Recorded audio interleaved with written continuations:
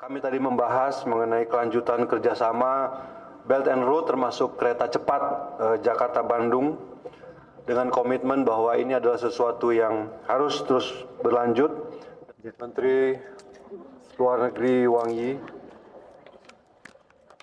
Menteri Luar Negeri Republik Rakyat Tiongkok yang saya hormati, para wakil menteri dari Indonesia dan dari Tiongkok, hadirin sekalian, rekan-rekan media yang saya hormati dan saya banggakan.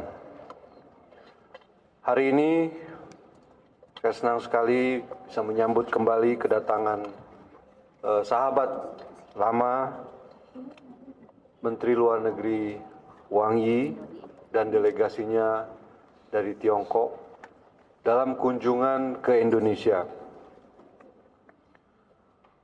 Sebuah pertemuan dan kunjungan yang sangat penting karena kita ketahui bersama hubungan bilateral kedua negara adalah hubungan yang sangat strategis, mencakup banyak sektor, dan sejak awal pemerintahan Presiden Prabowo Subianto, kerjasama strategis yang sudah ada juga semakin meningkat, dan untuk itu hari ini kami bertemu dalam sebuah pertemuan dalam bentuk komprehensif strategic dialog antara Indonesia dan Republik Rakyat Tiongkok. Kami juga mengucapkan ucapan bela sungkawa kami kepada Republik Rakyat Tiongkok karena beberapa daerahnya juga seperti kita ketahui bersama mengalami bencana alam, mengalami musibah yang juga menelan korban jiwa dan kerugian material, dan untuk itu kami mengucapkan rasa simpati kami yang mendalam. Bagi Indonesia, Republik Rakyat Tiongkok merupakan mitra penting bagi pembangunan nasional dalam mendorong stabilitas, perdamaian, dan kemakmuran di kawasan. Dan hari ini, hubungan bilateral tersebut memasuki lembaran yang lebih kuat dengan diluncurkannya dialog komprehensif strategis yang pertama. Melalui platform ini kita memperkuat mekanisme untuk menindaklanjuti konsensus yang telah disepakati oleh kedua presiden, mengidentifikasi kerjasama-kerjasama baru, dan juga mengatasi berbagai tantangan-tantangan yang kita temui bersama dalam perjalanan kerjasama tersebut. Rekan-rekan yang saya hormati, saya bersama Menteri Wang Yi telah membahas beberapa hal utama. Yang pertama tentu saja adalah arsitektur kerjasama bilateral ini. Kemudian kedua belah pihak juga menyambut baik pembahasan mengenai rencana aksi 2027-2031 sebagai terusan dari rencana aksi 2022-2026. Kami juga sepakat untuk merevitalisasi mekanisme strategis di bidang perdagangan, energi, mineral, dan maritim, sekaligus menjajaki mekanisme baru antara lain di bidang karantina dan di bidang artificial intelligence. Kemudian yang kedua, tentu saja memajukan kerjasama ekonomi, dan kami apresiasi keberlanjutan komitmen Tiongkok terhadap pembangunan ekonomi Indonesia melalui peningkatan perdagangan dan investasi. Tadi Menteri Wang Yi menyebutkan bahwa volume perdagangan antara Indonesia dan Tiongkok yang 167 miliar US dollar itu merupakan sesuatu yang sangat penting, sangat perlu untuk dikembangkan. Karena angka tersebut tidak mencakup semua potensi yang dimiliki oleh kedua negara Dan untuk itu kami juga sepakat untuk terus meningkatkan kerjasama di bidang perdagangan dalam rangka meningkatkan jumlah dan angka perdagangan tersebut. Kami juga mengapresiasi keberlanjutan komitmen Tiongkok terhadap investasi di Indonesia. Beberapa waktu yang lalu, rating agency dari Tiongkok memberikan sebuah penilaian yang sempurna terhadap iklim investasi di Indonesia, dan untuk itu kami juga menyampaikan ucapan terima kasih yang sebesar-besarnya kepada Tiongkok. Karena ini menunjukkan bahwa Tiongkok memberi kepercayaan yang sedemikian besar terhadap iklim investasi di Indonesia, kepercayaan yang demikian besar terhadap ekonomi Indonesia, kepercayaan yang demikian besar juga kepada langkah-langkah yang dilakukan oleh pemerintah Republik Indonesia yang dipimpin oleh Presiden Prabowo Subianto. Dan kunjungan Menteri Wangi dalam rangka Comprehensive Strategic Dialogue hari ini juga menunjukkan bahwa kepercayaan tersebut, upaya-upaya tersebut akan terus kita lakukan sebagai bentuk dan wujud dari kerjasama yang begitu baik yang telah tercipta selama ini antara Republik Indonesia dan Republik Rakyat Tiongkok. Kami juga sepakat untuk memfasilitasi perdagangan, termasuk penjajakan perluasan akses pasar dan bagi komoditas-komoditas unggulan Indonesia, dan juga kami tadi membahas mengenai kelanjutan kerjasama Belt and Road termasuk kereta cepat Jakarta-Bandung dengan komitmen bahwa ini adalah sesuatu yang harus terus berlanjut dan perlu ada keberlanjutan pembiayaan dan termasuk juga alternatif peningkatan volume penumpang di rute kereta cepat ini. Di bidang keuangan kami juga sepakat untuk meningkatkan kolaborasi dalam rangka mendukung proyek-proyek pembangunan prioritas dan memperkuat transaksi mata uang lokal. Kami juga akan terus mempererat kerjasama di bidang ketahanan pangan, energi, dan mineral melalui pengembangan industri yang mendukung ketahanan nasional.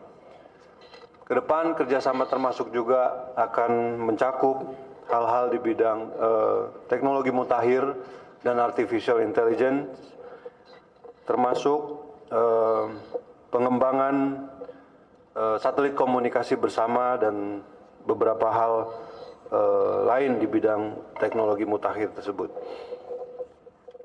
Ketiga, penguatan kerjasama maritim. Kami sepakat meningkatkan kolaborasi di bidang keselamatan navigasi, penelitian ilmiah kelautan, keamanan maritim, dan pengembangan kapasitas. Lalu kita juga berbicara mengenai perkuatan hubungan antar masyarakat dengan mengintensifkan kerjasama pendidikan, peningkatan beasiswa bagi mahasiswa dan pelajar Indonesia khususnya di bidang STEM, serta pengembangan tenaga kerja Indonesia, pendidikan dan latihan bagi mereka untuk siap kerja dan memasuki dunia industri. Kami juga menyambut kemajuan kerjasama di bidang kesehatan, termasuk vaksin, teknologi medis, gene bank, dan pengembangan kapasitas di bidang kesehatan. Berbicara mengenai situasi kerjasama regional dan multilateral, kami menegaskan kembali komitmen bersama untuk memajukan kemitraan ASEAN-Tiongkok berdasarkan sentralitas ASEAN. Indonesia juga mendukung keketuaan Tiongkok di APEC 2026 dan keberhasilan KTT APEC di Shenzhen pada akhir tahun ini. Menteri Luar Negeri Wangi yang saya hormati, para wakil menteri dari Indonesia dan dari Tiongkok, serta rekan-rekan media sekalian,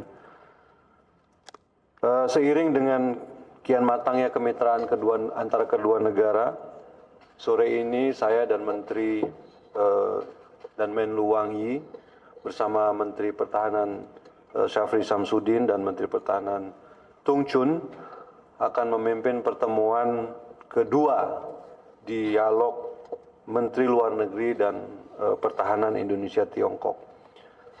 Sekali lagi, Yang Mulia, kami menyampaikan apresiasi yang sebesar-besarnya kepada Yang Mulia Menteri Wang Yi serta delegasi Tiongkok dan Indonesia atas pertemuan dialog komprehensif strategis yang berlangsung pada hari ini, dan kami menantikan kesempatan untuk bersama Menlu Wang Yi memimpin pertemuan dialog komprehensif strategis berikutnya di Tiongkok.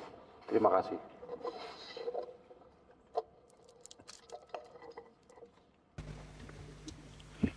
Teman-teman media, selamat siang.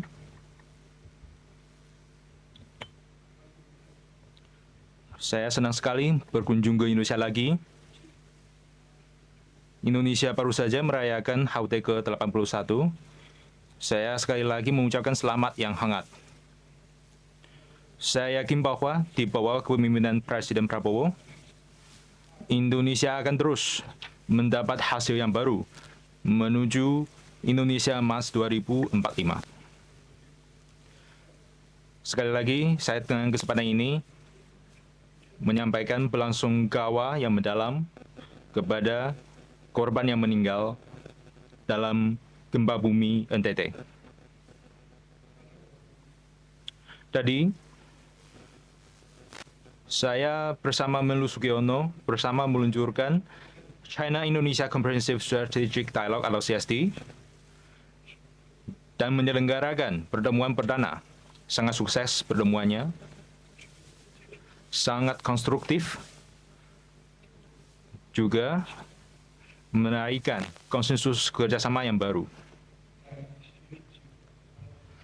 Di bawah kepemimpinan strategis Presiden Xi Jinping dan Presiden Prabowo, pembangunan komunitas Tiongkok Indonesia dengan masa depan bersama terus ditingkatkan, sudah memberikan teladan dan kepemimpinan kuat dalam kerjasama Global South.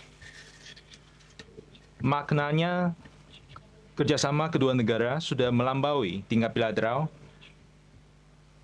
lebih berpengaruh positif pada kawasan dan dunia.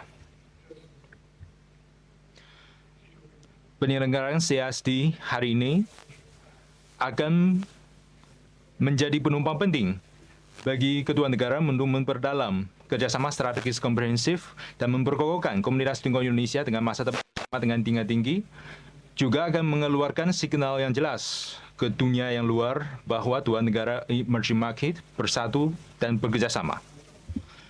Kedua pihak sepakat akan berteguh kementerian strategis, terus saling mendukung dengan tegas dalam melibatkan kepentingan inti dan keprihatinan besar masing-masing, menyelaraskan pembangunan dan keamanan agar memberikan jaminan kuat pada proses modernisasi kedua negara. Kedua pihak memutuskan untuk meluncurkan konsultasi rencana aksi 5 tahun Tiongkok Indonesia 2027 ke 2031. Kita harus memulai konsultasinya cepatnya mencapai konsensus agar memperdalam kerjasama kedua negara yang mengandung 5 pilar. Kedua pihak memberikan penilaian tinggi terhadap hasil kerjasama perdagangan dan investasi kedua negara, sepakat akan memperkuat penyelarasan perkembangan kedua pihak, mendorong pertumbuhan perdagangan yang seimbang, dan memastikan goal atau tujuan yang lebih ambisius. Kita harus memperluas kerjasama kekuatan produktif baru seperti artificial intelligence,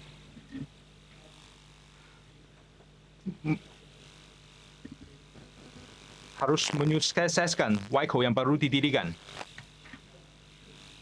Kami senang sekali sistem peringatan dini meteorologi cerdas sedang diuji coba di Indonesia. Kami yakin itu akan berkontribusi untuk Indonesia dalam menjaga cuaca yang ekstrim. Kedua pihak setuju bahwa memperdalam kerjasama energi dan sumber daya mineral sesuai dengan kepentingan. Kami akan mendorong kemitraan energi dan tambang yang komprehensif, terbuka, dan hijau. Kedua pihak juga sepakat untuk menyelenggarakan Forum Energi Tiongkok Indonesia, memperkuat komunikasi kebijakan energi dan sumber daya mineral, akan mengoptimalkan keunggulan masing-masing yang saling melengkapi, memperkokohkan pola kerjasama yang saling menguntungkan, lebih baik membantu Indonesia untuk mengubah keunggulan sumber daya menjadi energi pembangunan, mempercepat kesejahteraan rakyat Indonesia, juga mempercepat proses industrialisasi dan modernisasi. Kalau dari segi ini, seperti saya, Melu Sugiono mengatakan, sukses perusahaan Tiongkok di Indonesia juga adalah sukses Indonesia sendiri. Tiongkok Indonesia kerjasamanya sukses, lebih berarti suksesnya seluruh Global South. Kedua pihak sepakat untuk meningkatkan kerjasama teknologi pertanian dan pertukaran pengalaman mitigasi kemiskinan bersama menjaga keamanan pangan, meningkatkan kerjasama bidang kesehatan, kebudayaan, pendidikan, pemuda dan daerah, meningkatkan kesejahteraan kedua rakyat. Indonesia juga berkomitmen untuk memberikan lingkungan berbisnis yang adil, transparan, dan kondusif kepada perusahaan Tiongkok. Kedua pihak telah sepakat untuk memulai kembali kerjasama penangkapan ikan. Kami akan meningkatkan kerjasama maritim, serta mendorong pembangunan bersama di Laut Tiongkok Selatan. Kedua pihak berdedikasi untuk mengimplementasikan TOC, berupaya untuk menyelesaikan perundingan COC, bersama membangun narasi baru Laut Tiongkok Selatan yang damai, ramah, dan kerjasama. Indonesia mendukung Tiongkok untuk mentuan rumai APEC Economic Leaders Meeting ke-33, bersama mendorong komunitas Asia Pasifik dengan masa depan bersama. Kedua pihak juga sepakat untuk meningkatkan kerjasama di bawah GDI, GSI, GCI, dan GGI, memperkuat koordinasi kebijakan di panggung multilateral seperti PBB, BRICS, dan lain-lain. Bersama melawan penindasan unilateral dan politik berbasis kekuatan, bersama mewaspadai adanya upaya di kawasan ini yang menentang hasil kemenangan Perang Dunia Kedua dan membenturkan sejarah, bersama membela keadilan dan kesetaraan internasional dan kepentingan negara berkembang. Nanti sore, tadi teman saya sudah mengatakan, saya dan Menhan Tiongkok Laksamana Tungjun juga akan menyelenggarakan pertemuan tingkat Menteri kedua mekanisme 2+2. Kami juga berkesempatan untuk bertemu Presiden Prabowo Subianto untuk mendengar pimpinan beliau. Tiongkok siap bekerjasama dengan teman Indonesia, mematuhi pemimpinan strategis kepala negara kedua pihak, memperkuat kepercayaan strategis kerjasama, bersama membangun komunitas Tiongkok Indonesia yang berpengaruh regional dan global, berkontribusi sebagai negara Tiongkok Indonesia yang penting kepada perdamaian dan kemakmuran kepada kawasan maupun dunia. Demikian penjelasan saya. Terima kasih.